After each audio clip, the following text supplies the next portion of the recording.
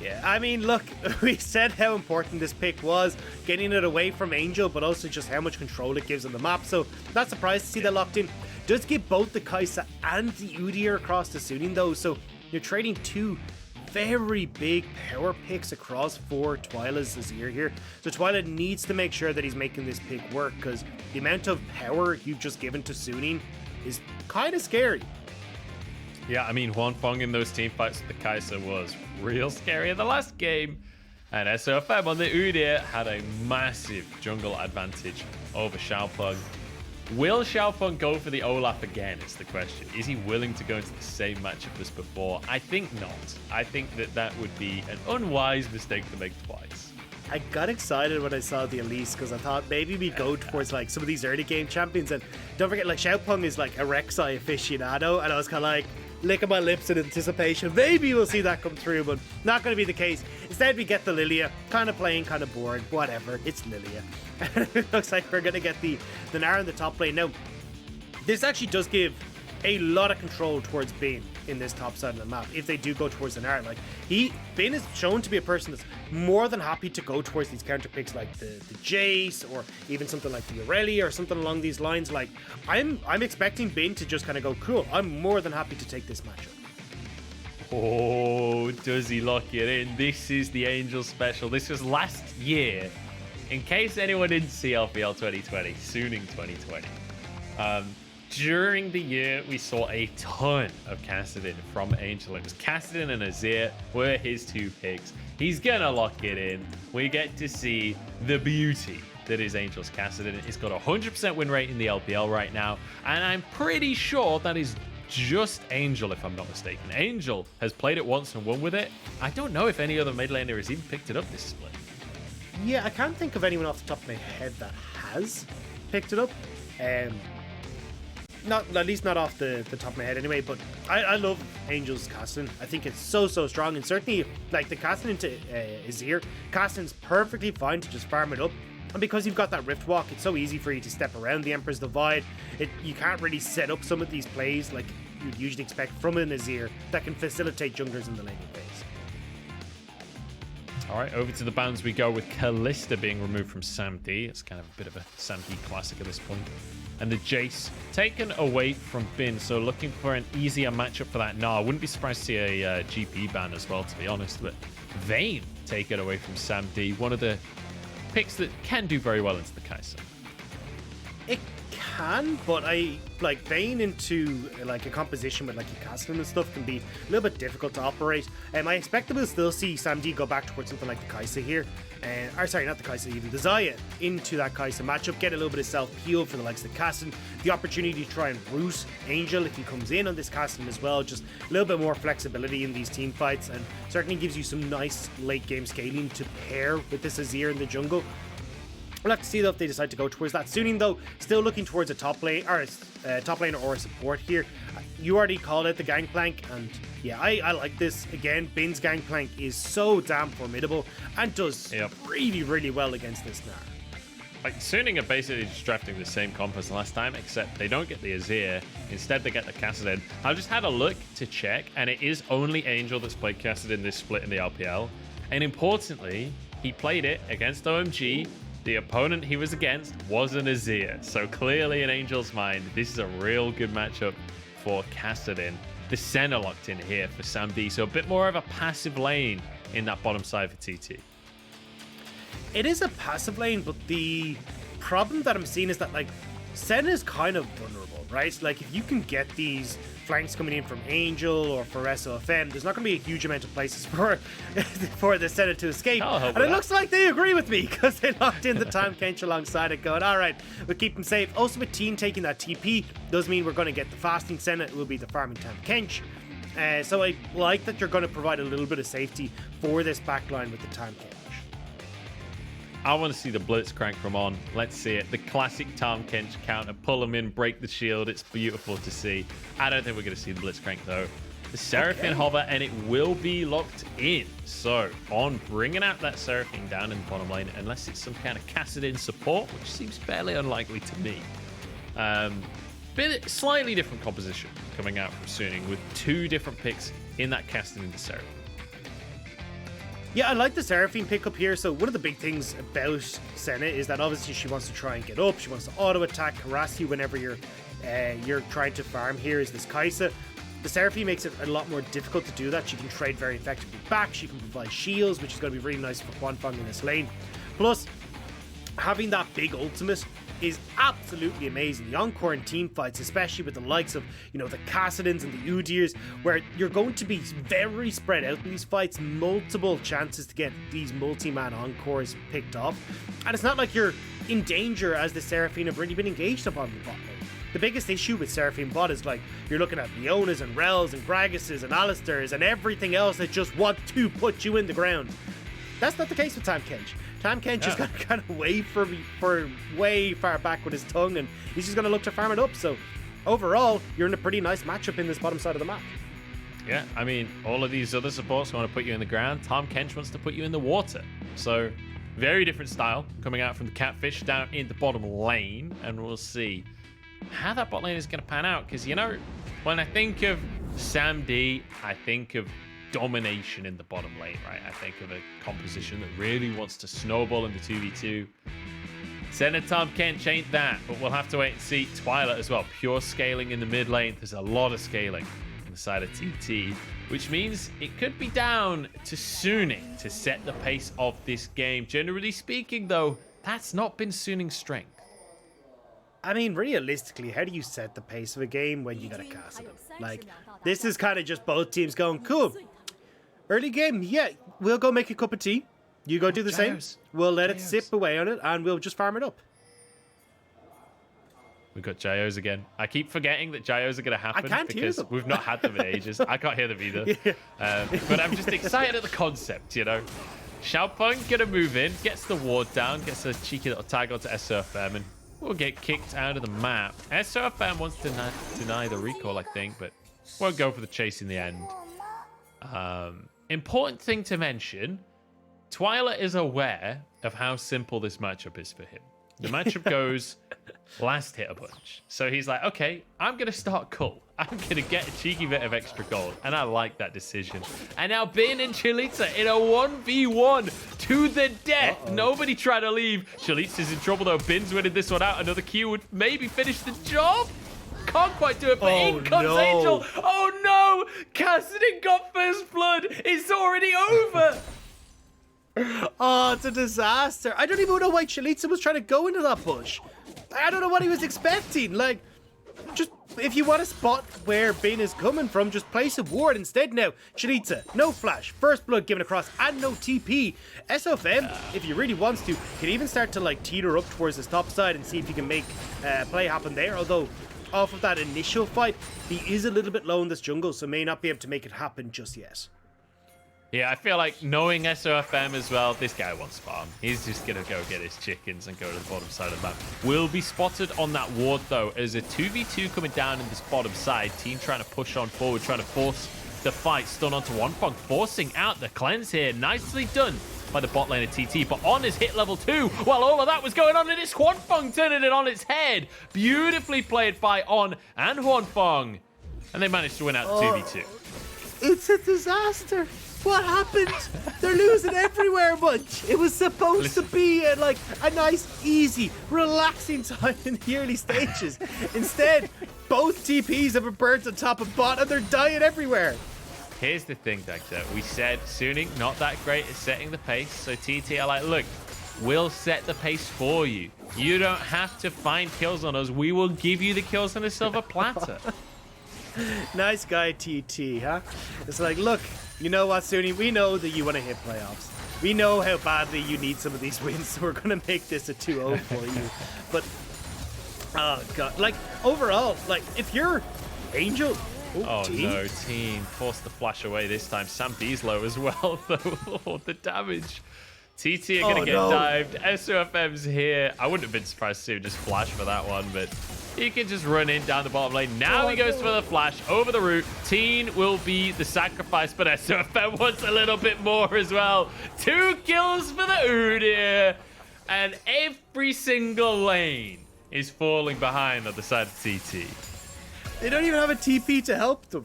usually you get a TP coming out of like Chelizi or Twila or someone to try and help them, but they've already burnt the TP top, and they're painfully aware that you can just have all 5 members of Sunni go bot side, so TT can't even have members come down to help them. This is a disastrous start for TT. Good call here from SofM. As you can see, flashes over the binding, and Teeen and Sam D, I don't know why you're trying to fight. Like, the amount of damage that comes out from Kaisa and Seraphine in the early stages is obnoxious. Not even to point out the fact that you're melee versus ranged, and Senna just doesn't do a lot of damage in these early stages. Like, she's still relying on these stacks to come through. She's not really packing a punch either with the healing or the damage on that Q. So you end up, unless you can like very quickly get the CC chain and just try and kill someone, whittle them down, it's not really going to do too much.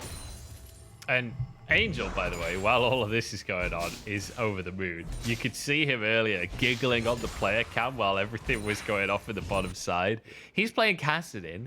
He got gifted first blood on a silver platter, and now his bot lane is winning 2v2 kills, and his jungler gets a free double kill. And now guess what? Oh no. Sandy and Teeen have overextended. They've got no summoner spells. Tahm Kench is there to save the day, but SofM, I think, can get the stun here. Sandy walks away. They're going to have to try and settle for Teeen, but I think the shield should keep him alive. Oh, they walk away with their lives, but I mean, just look at the CS difference between the AD carries right now. Xiaopeng is topside though, trying to make some sort of cross map happen, but I don't know if Bin's gonna give it to him. This is like, yeah, you're not even getting answers. This is the biggest problem, is that like Xiaopeng on this Lillia isn't really able to get too many answers. Like, unfavorable matchup in the top side that Bin can pretty easily walk away from. The Azir matchup in the mid lane, now you've got access to the Emperor's Divide as Twila just hit 6, but before this you haven't really had an opportunity to answer, and it's not like there's a Rift Tower top side to try and make a play on the opposite side, so Sunni is just free to go for these plays over and over again. Yeah, so I'm just going to quickly clarify something I said there. Obviously it's fasting Senna. That was a joke, but Dagda wasn't listening to me, so it just sounded like I'm an idiot. It was a joke, guys. I know what fasting Senna is. I was just trying to make it funny. SofM gets the first Drake of the game. It's going to be a Scuttlecrab as well on top of that one. Oh, wait a second. Look where Angel is. He's level 6, and he wants to do some stuff. Looks like he's just going to get a ward and get on out of there. Yeah, I'm running on very little sleep. I'm going to have people know after that early Sunday morning cast where I had to get up at 3:30. So I haven't really got my sleep schedule back. I'm a little bit sleepy, so apologies, Munchables. But somebody's not sleepy, at least is Chelizi in this top lane, who was now exhausted, but not quite able to get the kill on the Bin. He's sleepy after all of that action. There was a full second of action. Look at this. Finn doesn't even let him recall as he just CS's under the tower. Delays that recall so that they get to recall at the same time. Bin still has his TP, by the way. So I don't think he would use it to get back to lane here. Oh, he is. He's just going to try and deny a wave, I guess. I'm just as surprised as you are. Like, you can't deny the wave here, but I suppose as a Gangplank, like, your impact, if you actually TP to a fight, is going to be way less than Gnar's. So I can understand why you want to try and deny it. I personally just kind of like having it for trying to make some of these plays happen, but I'm imagining now that like Sunni kind of realize, hey look, you know what, the TP advantages are going to be in favor of TT. We can actually just go back to what we were talking about earlier, is take it a little bit slow. Like, we've already got our advantages, we're already 2,000 gold ahead in this game, and it's not even 8 minutes in. Like, let's just scale. We know we have the scaling composition, so let's just play towards that. Yeah, I mean, both teams do though. That's the thing. That's the big problem with the way this game has gone. Yeah, like, we've got TT that basically just have to scale up and hope. Like, that's basically all that's left for them at this point, because they've lost the early game already. But then on the side of Sunni, you've got a Kassadin, you've got a Gangplank, even Kaisa scales exceptionally well. Udyr is still going to be completely invincible in the late game. Seraphine's ult is still going to be a game-changing ult in the late game. Xiaopeng's been found out by SofM, who's just doing whatever he wants this game. Twila's here to try and punish, but SofM's still basically full health. Angel will be able to just use his ult to get away over the wall. Doesn't even need to. as Chelizi has had to move down, which gives more freedom to Finn in the top side to push yet another wave under that tower. Chelizi doesn't get to leave. He started a 1v1 with a jungler that he's the same level as. This isn't meant to be how League of Legends works. And SofM's like, oh, a blue buff? I'll take a cherry on the cake. What is going on, Dagda? I mean, you did all the analysis. I can't even add anything. You're like, Bin's getting everything top lane. Chelizi's dead. Xiaopeng's kicked out. Rift Herald's going to the SofM. This is a disaster. This is honestly, this is what I expected when we wanted Suning versus TT. This is the dominance that I expected from Suning, but God, it's just mess after mess coming through from the TT laners. Yeah, I guess they just needed to draft a little bit more scaling, and that's how they get the early game dominance. It's good to see here from Suning. 5-0 on the scoreboard. 3,500 gold lead. They've got a Drake, they've got a Herald, they've got kills on the casting, kills on the Gangplank, kills on the Udyr. It feels pretty good to watch Suning right now, and I hope that they can just not throw this. This is the part in solo queue where you start to go, oh, this is jungle dip. Oh, Xiaopeng, come on, do something. Xiaopeng can't do anything. Like, Teeen has already, and SamD have already heavily lost their bot lane. Chelizi has heavily lost his top lane. SofM is free to do whatever the hell he wants on the map. Like, there's nothing that you can do here, Xiaopeng, that is ever going to make a difference. Because if you show up anywhere, SofM just turns it around. SofM's just running it down this top lane. He's like, come on then, Bin, let's finish this tower. I've got a Herald. Let's babysit you and give you a whole chunk of gold. In fact, you don't even need to use the Herald. Let's just exist in the top lane so that you can take plates by yourself. And we don't have to share that gold. This gold's all for you. I've got a Gromp, so I'm happy with this one. We all know how much SofM loves the cheeky little Gromp. And Bin can just top gap as much as he wants all day long. Now, Charm in the bottom side. That is nice. Followed up by Huanfeng. The assist in there for Bin as well, in case he wasn't rich enough just yet. And Angel gets to chase out onto Xiaopeng. Just gets the slow. Will back away from that one in the end. Look at the denial from Bin. He's just letting all of the minions die to the tower.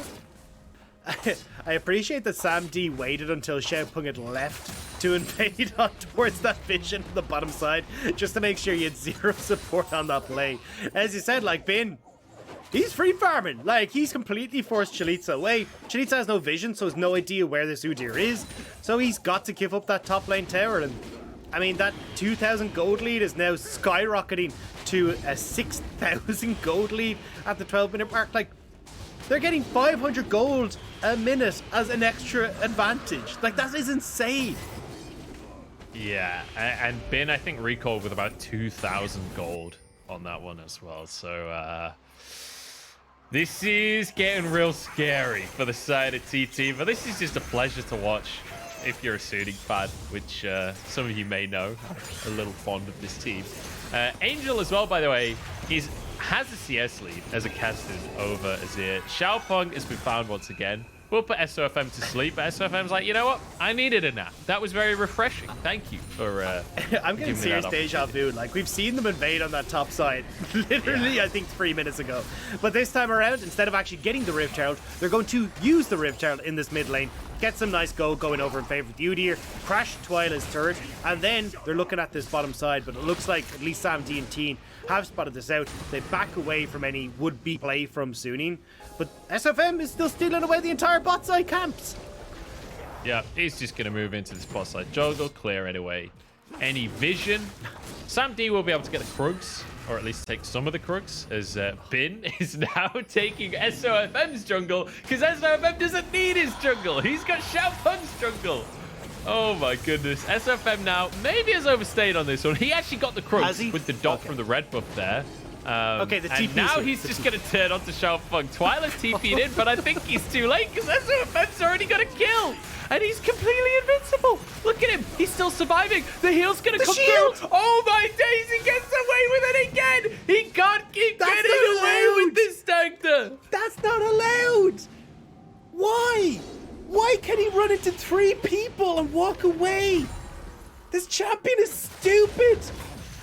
God damn it. Bin with a really weird flash there. He really wants this 1v1 and Chelizi. He's going to go down.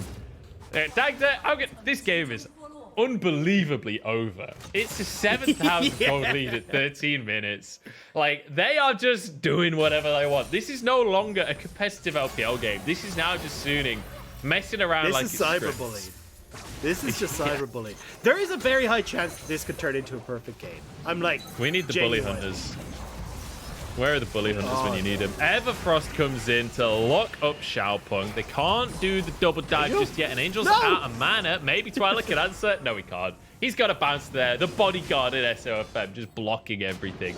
Bin, in the meantime, is sieging a tier 2. Guess what? Angel's out of mana. There's a blue buff available if they really want to keep it. I thought I'd curse Sunny there for a second where Angel was going to die, but like, genuinely, like, how do you stop this, right? Because as Sunny, you take Bin, pop him to the side lane, Angel goes off to the other side lane, and they just take turrets. Like, Twila and Chelizi clearly cannot hang on here, and I'm sorry, but this is bullshit.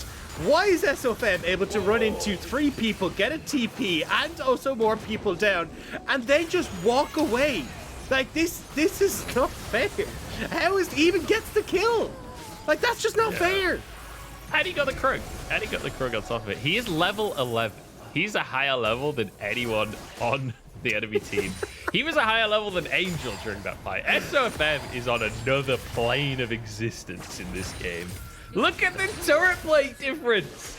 1,760 gold to 160. That is It's close, insane. though. It is close. It is fairly close. Yeah, it's close in actually the amount of digits in those numbers. Because one of them's 4, one of them's 3. There's only one difference, though. Yeah. Yeah, I mean, if you just take out, like, one figure from that, they end up pretty much even, so. Yeah, if you get rid of the 7, then they are exactly even. Crazy. Yeah, exactly. Yeah. Here we go. That's some analysis for you, ladies and gentlemen. Some quick maths, if you will. We are going to see the Moonstone build coming out from Xiaopeng, which is kind of interesting. Don't often see the Moonstone Lillia in LPL. It's usually the Leandries. The thing is, like, with the phase rush, it does make sense, right? But honestly, I think he's just like, this build's cheaper, and I ain't got no gold. I got nothing. I got nothing in the tank. Like, I think this is more of a... although I do like it in this, I also think it's just like, hey, look, Moonstaff, I can afford this. That's about the extent of it. Actually, it's like I'm not going to jump in. It's Vime's theory of the boot. That's what we're seeing right here. There's going to be few people that understand what that reference is, but I'm a bit worried about a team fight kicking off. So, are we really going to call these team fights though?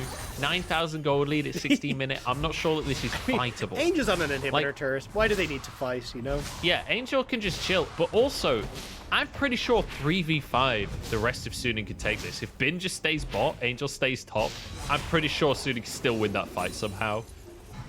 Recall finally came through from Chelizi, as Angel has done 3/4 of the inhib tower. We're 17 minutes into the game.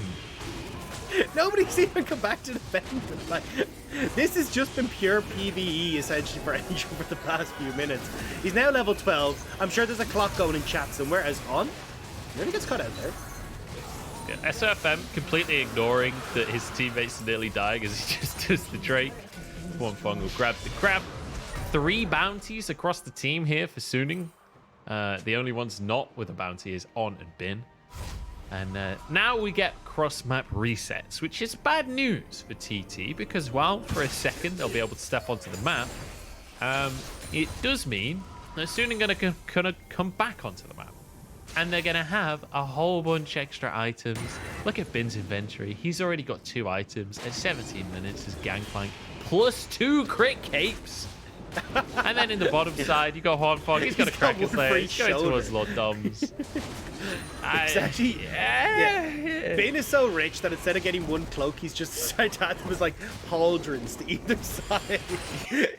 When he spins, it is so majestic. It is unbelievable. Oh yeah. And you know his arms are just feeling royal, if nothing else. He's just looking magnificent with the double capes. Well, Dagda, how was your weekend, mate? I'm running out of topics in this game to talk about because this is about as brutal as it gets. Yeah. I'm kind of in the same boat. Like, at this stage, I'm kind of like, do I just stop casting the game to go and start packing for my flight? Is that like, is this now the time where I wiggle in a couple of extra minutes to let that happen? I'm not actually sure, because we're still looking 8-0, like 10,000 gold lead at the sub 20-minute mark. Like, we said this could be a perfect game. This could still be a perfect game right now. Oh, that's true, yeah. You're not wrong. There was one plate that went across. It's the sad. only thing that's gone so far. Hey, plates don't stop perfect games, man. Plates don't count. Yeah. I don't know why I thought they were going to go in on that. They were definitely not going to go in on that. Because this is the LPL. I just feel bad for Xiaopeng. You know, of all of the players on this team to feel bad for right now, it's Xiaopeng. Because from a very early point in this game, he has just been denied his entire jungle. It's so unfortunate to have to watch. Angel doesn't quite get this blue buff, so at least they got that going for them. I think Xiaopeng got that with the dot in the end. They would have loved to give that over to Twila. Yeah, that's the silver lining I've got. Is that they got Xiaopeng has just kind of been like, you can see Twila was in the mid lane and kind of like looking back, giving him the thumbs up like, I got priority, mate. Don't worry, I got your back. And then you look at the two massive fires that are going on in both bot and top lane. You're like, it don't matter. Like, we're still being outnumbered and we're still going to die. Oh, Twila gonna be able to, well, yeah, no, he's dead. Angel gets a kill. I want to talk about the top lane here, Dagda, because I think ultimately this big difference in this game was top div. When you look at how this all started, it was Bin catching out Chelizi at level 1. The snowball that came off the back of that, like the lead that Angel got, the lead that SofM managed to get, were all based on the fact that Bin started the game with a huge advantage. Angel flashing out to safety. Maybe they can catch him. Ruin the perfect game. No! Can they do it? The slows there. The TP's coming in. Angel trying to get away, but he's put to sleep. The charm across the team. Angel surviving. What? The fleet He's alive! No way! How did they get away with it? Angel gets the double kill, and Teeen will fall as the cherry on top. The perfect game continues, and now Chelizi and Gnar is getting chased solo by SofM under the tower. Angel's full health and full mana again. He went back and TP'd, I think. It's the only explanation. Now they're going on to the inhib. It wouldn't surprise me if they tried to end the game. I think that would be a little overzealous. Let's play this safe. Let's keep the perfect game soon. Remember, this is the day you almost caught Captain Angel Sparrow. I don't know how he managed to survive that one. Like, he went down to, I think, maybe 15 HP. And on just somehow that Moonstone Renewer and the shields coming in clutch to keep him alive. Like, I'm hoping in the replay they actually do show us how much health he went to. Because that has got to be, like, next to nothing. But, like, even then, like, why are you jumping onto the Kassadin? Like, if there's any member that I would full commit to here, it's the Gangplank that's in that bottom lane. But either way here, like, this health is minuscule. Like, Moonstone Renewer, the heal, even having that magic damage shield coming in off the Q, I think might have helped him survive there as well. Like, that was insane. The big thing, by the way, Sam D died while all of that was going on.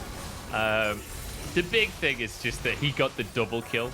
He was the one to get the kills in that situation. Is just like insult to injury, rubbing salt in the wounds of TT here. And now 2 inhibs gone already. We're 22 minutes into the game, and 2 inhibs have been taken by Suning. They can move towards the bottom side. Drake is up. If they fancy a Dragon Soul all this game, they don't need to. It would just be a luxury if they felt like going for that. Barrels in from Bin, taking out half of people's health bars. He's on 3 items at this point. He didn't even need to go for an IE. He's gone for some healing reduction instead, just to make sure that they don't get to play the game. And now this bottom inhib is going to go. This is maybe the most one-sided game we've had this entire split. They're looking for the perfect game, and they're going to dive the Nexus towers to try and achieve that. Charm across the squad. In goes everybody. On? No, and it's going to be on. No, on. What have you done? No, wait, it didn't count. He died to the tower. If it was it's an execute. It doesn't count. They didn't get a It doesn't kill, count. right? It's a 0. So it's still I've seen a technically 0. the perfect game. They're going to try and finish this one off. I don't know if they realize it's a perfect game. Angels played this one on a knife's edge. I don't know if it counts as 0-14. No towers, no Drakes, no Herald.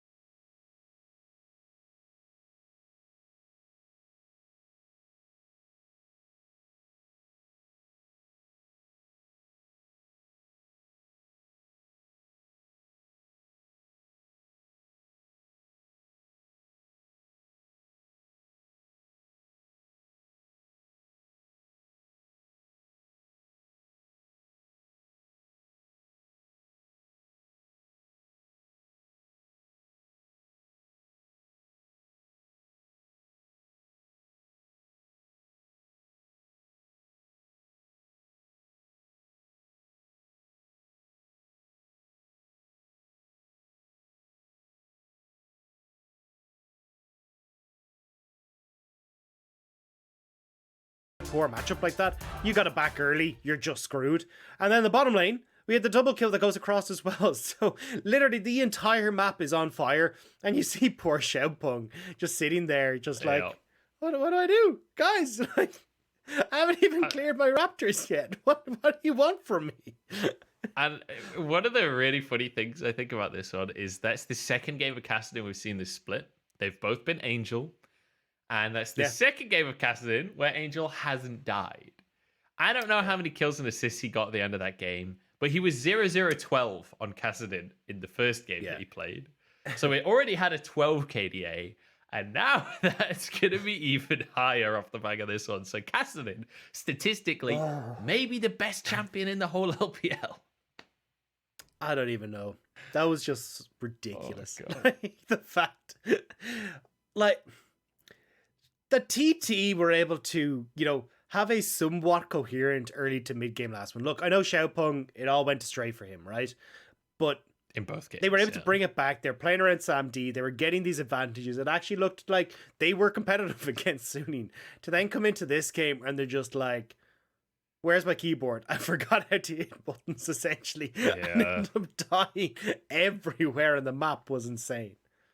And Chelizi's got to have his head in his hands on the back of this one. Yeah. That was a really, really rough game for Chelizi. I have to say, I've got a little bit of respect for SamD and Teeen in this bottom side for taking those bad 2v2s. Even though that ultimately they were bad 2v2s, right? That's not a 2v2 that Senna and Tahm Kench win. Like, understanding that everything is already so giga-doomed on the top half of the map that maybe we're going to try and pull off some miracle here in order for us to have any win condition whatsoever. By the way, this is a 23-minute game. Yeah. I think that's the most solo queue statement you've ever made. It's already doomed. All right, we're going in bot lane. Let's just go. That's how it works. That's how it works. Look at the damage from Angel. He was the top damage in the game as a Kassadin in a game that lasted 23 minutes. Dagda, this is not how League of Legends is meant to work. I mean, it is when you just get a bunch of kills going across. I don't know. TT confused me this game. Like, why Chelizi felt the need to face check Bin in the early stages, I don't know. Like, a ward would have sufficed if you really wanted to try and spot out where he was, or have support if you want to go and get vision as to where SofM is. Like, there's multiple ways that you can actually get vision of where that jungler is without just plonking yourself straight into a Gangplank. And then the bot lane, look, I can respect the first attempt from SamD and Teeen where they nearly did get the kill onto the Kaisa, right? They nearly killed Huanfeng. But unfortunately for them, once that first one went across, then the second one, and then the third one, I was kind of like, oh, okay, this has gotten a bit out of hand here.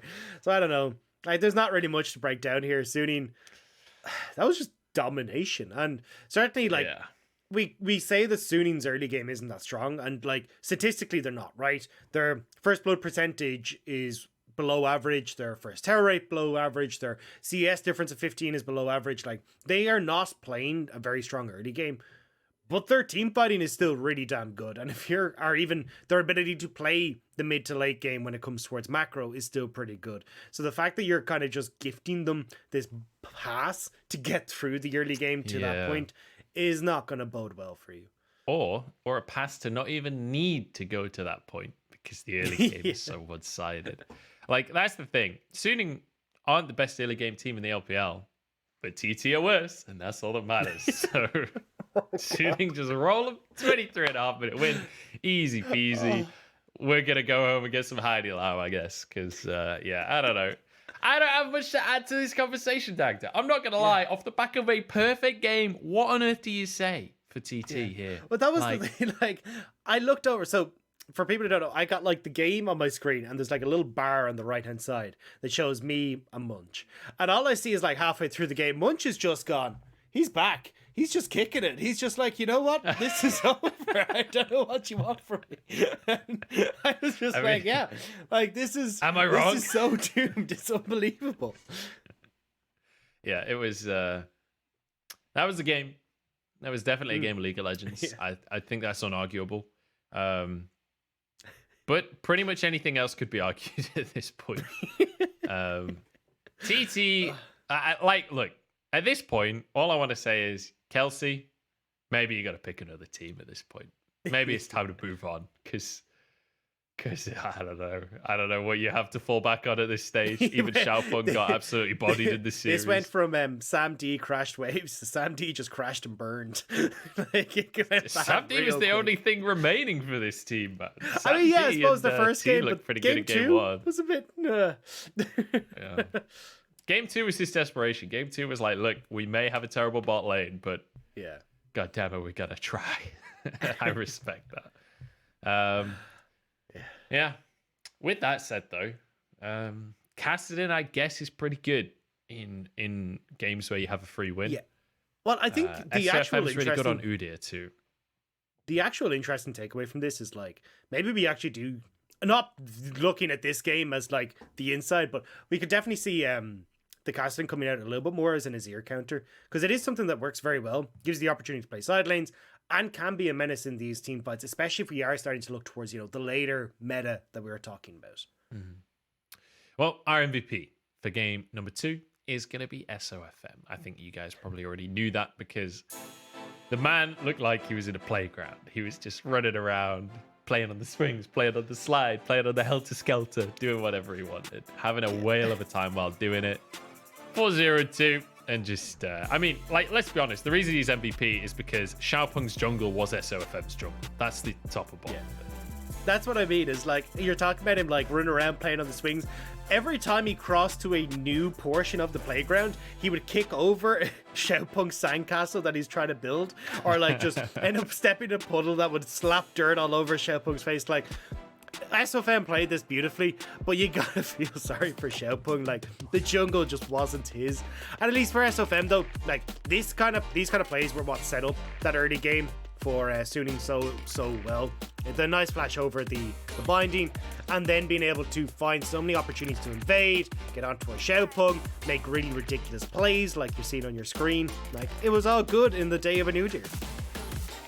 Yeah, I think the funniest part of it, I mean, this was the play where it was like, oh, come on, that's not fair. That's not okay. This is a great charm from On, and then obviously, I mean, this is clips about SofM being the MVP. SofM wasn't even a part of this fight. No, see, he slapped him. He got one punch in there, He got one auto in. I think that's the thing when you got Suning just hitting themselves. You're just like, I don't know. We're just gonna take it, I suppose, and run away with it. Yeah. Yeah, I agree. I don't know what else to add. I'm out of things to talk about in this series. I'm just excited. Save us. In game number 2. I'm going to kick it over to Wendy. She's standing by. We got an interview. Get me out of here.